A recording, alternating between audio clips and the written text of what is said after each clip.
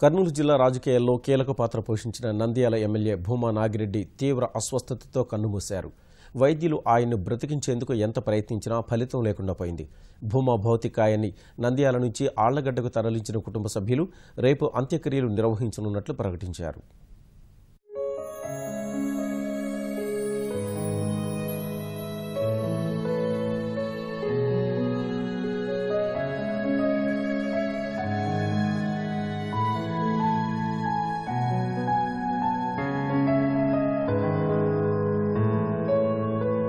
తెలుగుదేశం నేత నంద్యాల ఎమ్మెల్యే భూమా నాగిరెడ్డి గుండెపోటుతో మృతి చెందారు. ఉదయం ఆళ్లగడ్డలోని నివాసంలో వార్తాపత్రిక చదువుతూ ఒక్కసారిగా కుప్పకూలిపోయారు.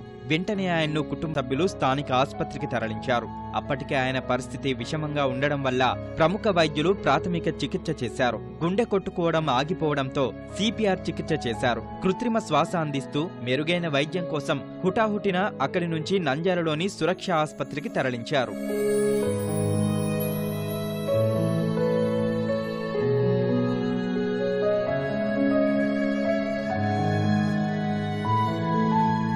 నంద్యాల ఆసుపత్రిలో భూమాకు చికిత్స అందించేందుకు వైద్యులు తీవ్రంగా శ్రమించారు. వెంటిలేటర్పై ఉంచిన ఆయన శరీరం చికిత్సకు సహకరించలేదు. చివరకు భూమా తుది శ్వాస విడిచారు.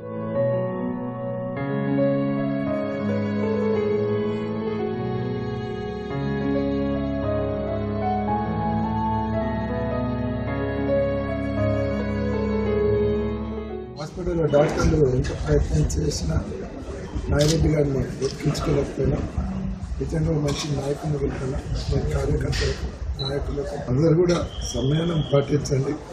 మన నాయకునికి నివాళులర్పిద్దాం. ఎటువంటి ఆవేశాలకు లోను కావద్దు. ఆళ్లగడ్డలో రేపు అంత్యక్రియలు రేపు చేస్తాం.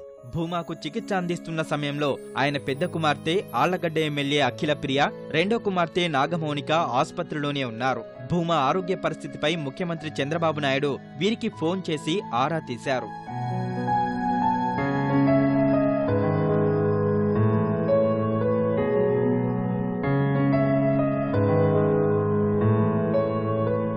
భూమా నాగిరెడ్డి మరణ వార్త తెలుసుకున్న ఆయన అభిమానులు, తెలుగుదేశం కార్యకర్తలు పెద్ద ఎత్తున నంద్యాలలోని ఆసుపత్రి వద్దకు తరలివచ్చారు. తమ అభిమాన నేత మరణాన్ని చూసి కన్నీరు మున్నీరయ్యారు. కొద్దిసేపటికి భూమా కుమారుడు జగత్ విఖ్యాత్ రెడ్డి ఆసుపత్రికి చేరుకున్నారు. తండ్రి మృతదేహాన్ని చూసి కన్నీటి పర్యంతమయ్యారు.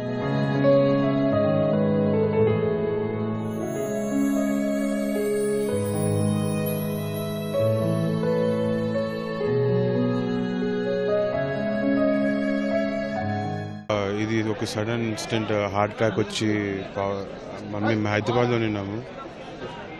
ఇది కొన్ని రోజులుగా హెల్త్ బాగాలేదు. దాని తర్వాత మెడికేషన్లో ఉండినారు, కానీ సడన్గా హార్ట్ స్ట్రోక్ వచ్చి చనిపోవడం జరిగింది. భూమా భౌతిక కాయాన్ని ఆసుపత్రి నుంచి అంబులెన్స్లో నంద్యాలలోని ఇంటికి తరలించారు. అభిమానులు, కార్యకర్తలు చూసేందుకు కొద్దిసేపు భౌతిక కాయాన్ని అక్కడ ఉంచారు. తమ అభిమాన నేతను కడసారి చూసి కార్యకర్తలు కన్నీటి పర్యంతమయ్యారు. అక్కడి నుంచి ఆళ్లగడ్డకు భూమా మృతదేహాన్ని తరలించారు.